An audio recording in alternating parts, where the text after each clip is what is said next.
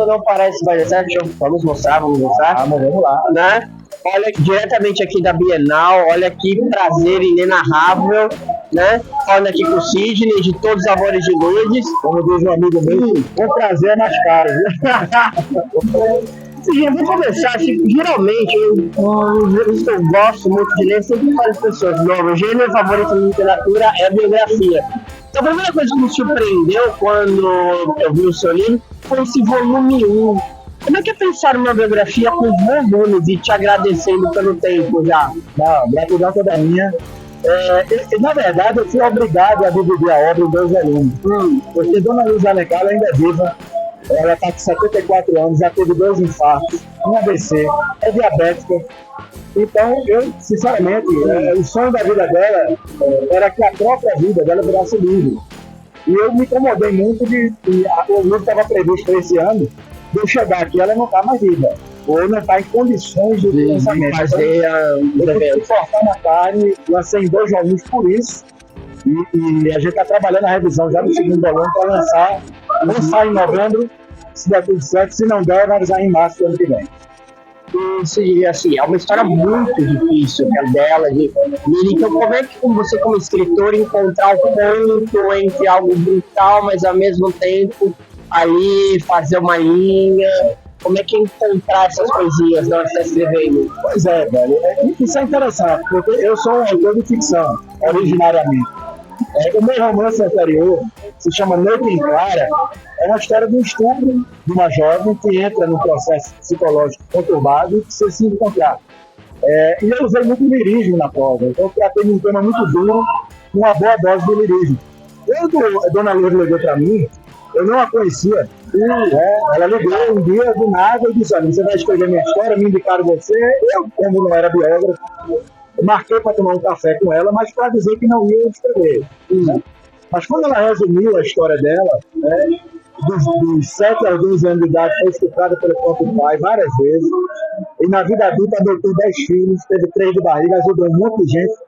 Cara, me calou, eu sou movido a desafio. Então, eu digo: olha, eu vou lançar livro agora, sou um escritor de ficção, não sou biógrafo, mas eu vou precisar de tempo para construir a história. E ela disse: não, você precisar. E aí, para mim, desde o início, seria uma obra literária, seria um romance com fatos. Né? Assim, pegar a história dela e romancear, porque era a minha praia como ficcionista. E assim, graças a Deus funcionou, porque a gente tem tido um feedback muito massa, de crítica, de público, né, de que os elementos narrativos que eu usei para dar vida à história dela funcionaram. Então, acabou sendo um processo meio natural. Agora, só para emendar uma coisa, é uma coisa bem interessante, é esse liame esse limite, né, entre realidade e ficção. Né, porque você vai trabalhar uma biografia, só pegar fatos. Né? E eu tive que me reinventar nisso para ampliar o meu olhar do que é a realidade e o que é a ficção. Porque o próprio cérebro, ele usa a ficção. Então, vamos lá, você se encontrou com ela, você fez ali todo o processo. Como é que foi a parte bruta do material, de você ir conversando e escolhendo, vou por aqui, vou por ali? Como é que foi o processo de seleção? Angustiante, porque, primeiro, não houve gravação. Não houve gravação. Porque a Dona Lourdes é uma pessoa pobre, o projeto não tinha verba, e eu combinei com ela de mais entrevistas eu já ia relatando. Só um relato. Eu fiquei com quase 400 laudas de relato. Com toda a história do jornal, todas as jornadas da vida dela. E na hora de decidir o que é que entra no livro e o que não entra, eu precisava construir a personagem para o leitor. Isso é um recurso narrativo do autor de ficção. Quando você cria um personagem, você vai revelando esse personagem, os fatos vão moldando a personalidade, quem é essa personagem. E eu precisava que os fatos da vida de Lourdes ajudassem o leitor a construir quem era Lourdes criança, violentada, quem se tornou Lourdes como idosa já. Né? Então foi um processo assim, foi bem angustiante, porque era muito material. Tinha pesquisa histórica, porque a vida dela se passa no Recife, a maior parte, mas ela morou 2 vezes em São Paulo, ela veio para cá, chegou a morar na rua aqui em Santos. Então, assim, era muita coisa importante, mas nem tudo poderia estar lá dentro. Então, eu tive que realmente ter um trabalho muito grande. Foram 8 anos de projeto. 8 anos de projeto. 8 anos. E seguindo para minha última pergunta, te agradecendo pelo tempo, tá? Você não parece mais sério essa entrevista. E o fato de ela estar aqui ainda. Como é que você falou? Como é que é o ponto? Não, eu vou até aqui. Mesmo que aconteça alguma outra coisa, ele vai entrar. Como é que foi esse processo de segurar e falar, não, beleza, essa é a minha história, tá fechadinho, vou torcer para não acontecer nada, que eu não tenha vontade de escrever mais sobre nada. Como é que foi esse final, vamos dizer assim? Eu desde o início, a gente começou em 2016, eu acho, o trabalho. E foi um limite, eu digo, olha, acho que foi 2015, até certo um fato que teve, eu digo, a gente vai encerrar a sua vida. E aconteceram algumas coisas que eu realmente não coloquei. Né? Mas assim,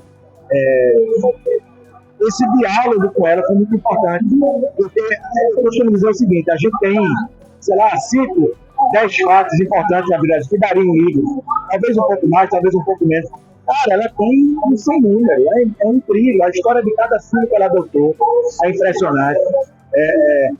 A maneira como as coisas aconteciam, faz um exemplo, 2 exemplos para a gente encerrar. Ela conheceu um cara, quando ela morava na rua, foi acolhida por um casal, foi morar numa invasão, num prédio que era invadido, e quem comandava as coisas no prédio era um traficante. Esse cara se apaixonou por ela não teve nada com ele, mas esse cara queria muito, ela dava presente a ela, tudo. Esse cara foi metralhado embaixo do prédio, e ela, quando foi ver, tinha pedaço dele por todo canto. Você tem uma ideia, até uma matéria, uma coisa, virava uma tragédia no vídeo do Lúcio. É incrível. E uma outra coisa que eu tenho que registrar aqui é que em 1973 ela estava grávida do primeiro filho, né, do primeiro marido dela, e ela conheceu o Zé Damião, né, para ser canonizado aí pela Igreja Católica, numa casa de família que ela trabalhava, uma mansão que ainda tem lá em Recife, 14 quartos, e ela se confessou com a Frei Damião. E lá em 73 ele disse para ela, um dia sua história vai virar um livro.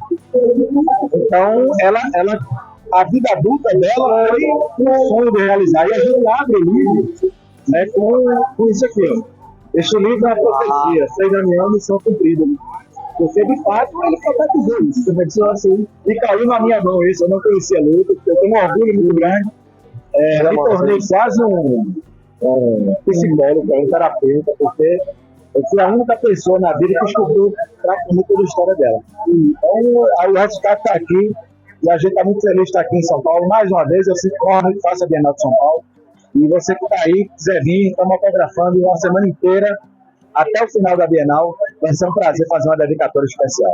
E lembrando, né, você que está vendo o vídeo, estou colocando tudo aqui embaixo nos comentários, como conseguiu o seu exemplar, colocando as redes do Sidney. Tá? Sim, maravilha. Obrigado, cara. Parabéns pelo lançamento. Valeu. E fica de olho, tem mais coisa de verão, os vídeos aqui embaixo nos comentários.